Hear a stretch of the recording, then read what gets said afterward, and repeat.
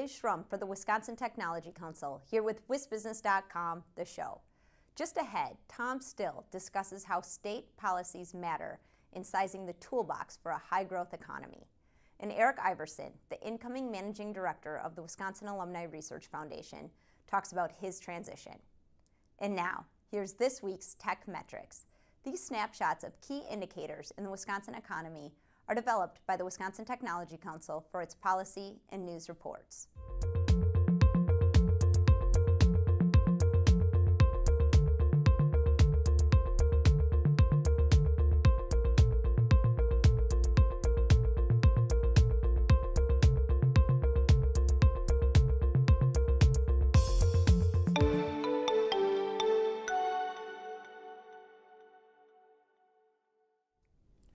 In Wisconsin, as in every state, the Public Economic Development Toolbox includes an assortment of hammers, screwdrivers, pliers, and wrenches. Knowing what tool to use can be the tricky part, especially when it comes to building the right home for startups and emerging companies.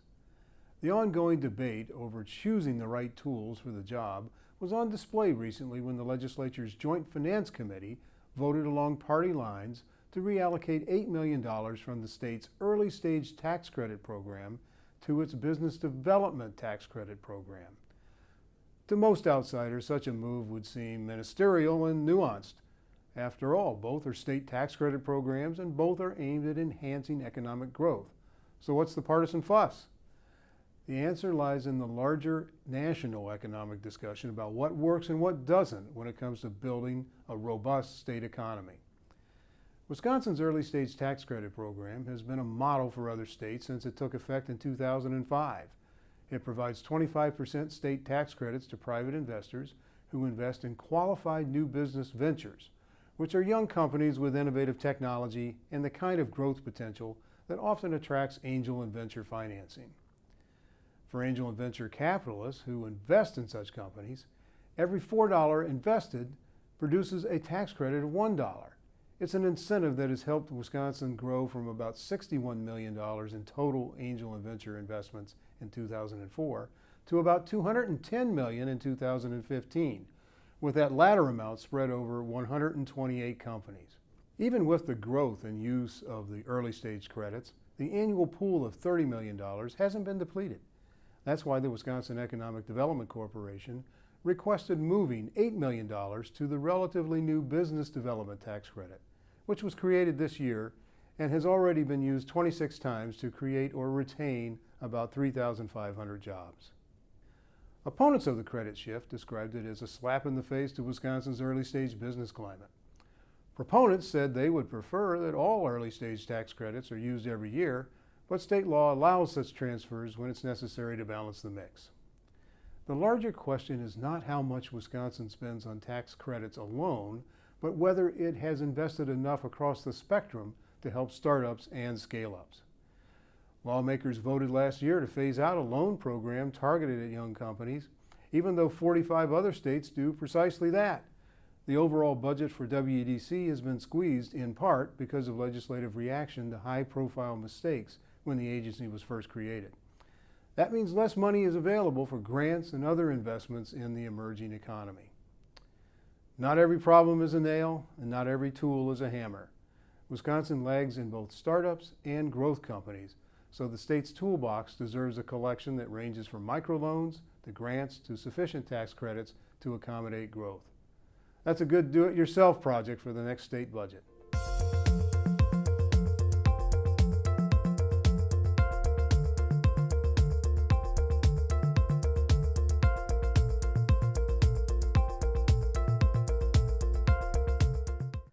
With Eric Iverson, the new managing director of the Wisconsin Alumni Research Foundation at the recent Wisconsin Entrepreneurs Conference, where he spoke for the first time.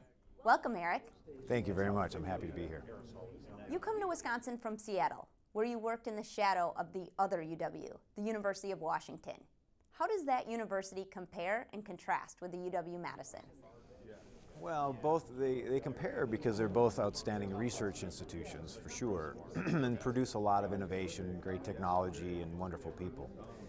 What I'm very interested in about University of Wisconsin, however, that's different from University of Washington is that the system here is a total system. That is, it has 26 campuses, all unified under the same name and governance structure. And that's really quite different than University of Washington, which has Washington State University and University of Washington, a lot of competition between the two, etc. So I'm very interested in working in a system that is unified under a common umbrella. I think it's very exciting and holds a great deal of potential. What are WRF's greatest strengths? WRF's greatest strength, absolutely, is its people. It has a rich history of technology and evolution and innovation, but its people are very, very strong, highly professional, innovative in themselves, and led by a real great man in Carl Gulbrandsen. So I'm deeply honored to take over for Carl. WRF also has very strong relationships with the University of Wisconsin-Madison, with the Chancellor and Vice Chancellor, of course, but also deep relationships across a spectrum of players. And its assets, too, certainly sets it apart from any other organization of its kind. And I have to be, and the team has to be, very responsible as to how those assets are used. And so there's a great number of strengths. I'm very proud to take over this position. And what are areas in which you would like to see WRF more engaged?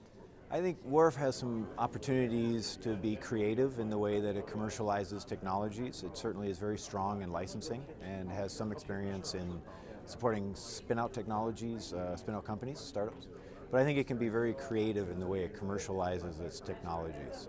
Second, I think there's real opportunities to advocate, and when I say advocate, I mean really tell stories, and the great stories of the science and the opportunities, not to brag, but to really provide some transparency as to the opportunities of the science and the organization itself. So I think advocacy is a good one. And also, and lastly, I think WRF has some real opportunity to reach out to its alumni, which are global, very, very strong, very influential. And so I think it's really being creative in the way things are commercialized, the advocacy efforts of WRF, as well as reaching out to alumni more broadly. Thanks, Eric, and thank you for watching this edition of WisBusiness.com, the show.